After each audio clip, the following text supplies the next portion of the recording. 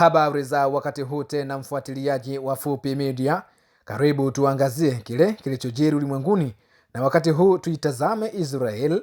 Jina langu ni Ramadhani Fupi.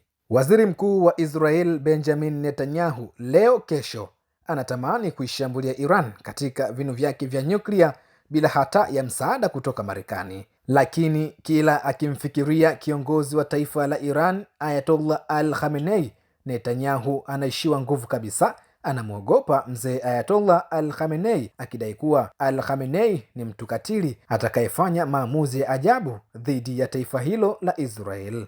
Netanyahu, licha ya shauku ya kutaka kuishambulia Iran, lakini bado inadaiwa kuwa anamhofia mzee Ayatollah Al-Khamenei, hasa akikumbuka kile kilichofanywa na Iran mnamo Oktoba mosi mwaka jana, kwa maana ya mwaka 2024, baada ya Iran kurusha zaidi ya makombora 200 wakati wa usiku katika ardhi ya Israel. Ripoti inaeleza kuwa shambulizi la Oktoba mosi mwaka jana lilifanywa siku moja tu, lakini ni zaidi ya makombora 200 yalishambulia nchi ya Israel, huku viongozi wa serikali ya Benjamin Netanyahu wakisema kuwa waziri mkuu huyo bwana Netanyahu aliondoka katika kipindi hiko baada ya kuona hali isiyokuwa ya kifani kutoka Iran. Taarifa zinaeleza kuwa kama Iran ingefanya mashambulizi yale kwa muda wa siku 3 au wiki hivi, basi Israel ingekuwa kama Gaza ilivyo kwa sasa. Taarifa zinaendelea kusema kuwa kufuatia shambulizi hilo la Iran, mifumo ya ulinzi wa anga ya Israel ilishindwa kuzuia shambulizi hilo na kusababisha uharibifu mkubwa katika nchi hiyo, licha ya vyombo mbalimbali vya habari kutoeleza ukweli na uhalisia wa uharibifu uliojitokeza, lakini inadaiwa kuwa kuna uharibifu mkubwa uliojitokeza. Iran, ingawa imewapoteza baadhi ya viongozi wao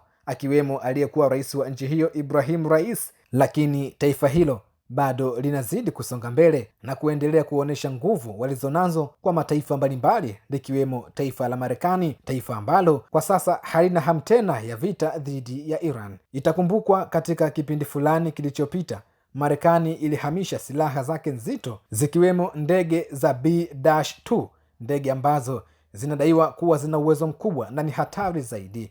Baada ya Marekani kufanya hivyo, Iran nayo iliamua kufanya lao kuonesha uwezo walionao. Iran ilitengeneza mfumo wa rada wa Qadir ambao uliweza kupoteza baadhi ya ndege za kivita pamoja na meli kadhaa za kivita za taifa la Marekani. Baada ya bwana Trump kuona hivyo, aliona njia pekee ya kumaliza tofauti yake na Iran ni njia ya kidiplomasia tu na wala sio vita tena. Lakini pia hata bwana Trump, wakati akizungumza na waziri mkuu wa Israel Benjamin Netanyahu, Trump alimpa tahadhari bwana Netanyahu kuwa asithubutu kabisa kufanya shambulizi dhidi ya vituo vya nyuklia vya Iran. Ingawa Israel chini ya Netanyahu imedhamiria kushambulia vinu vya nyuklia vya Iran, lakini kiongozi wa Iran Ayatollah Al-Khamenei amesema kwamba kamwe hakuna atakayeweza kuvifikia vinu hivyo, kwa sababu kwanza, vinu hivyo vipo chini kabisa ya ardhi, tena sehemu zenye majabali makubwa, lakini pia kuna ulinzi mkubwa wa anga kuzunguka maeneo yote yenye silaha za nyuklia nchini Iran.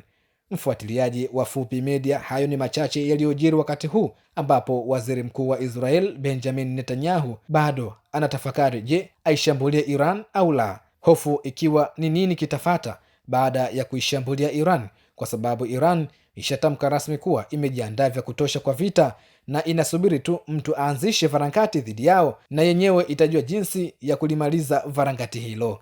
Basi na wewe mtazamaji wa Fupi Media una mengi ya kuchangia kuhusu hiki kinachoendelea huko Mashariki ya Kati kwa kusubscribe, kulike, kushare na kukomenti. Jina langu ni Ramadhani Fupi.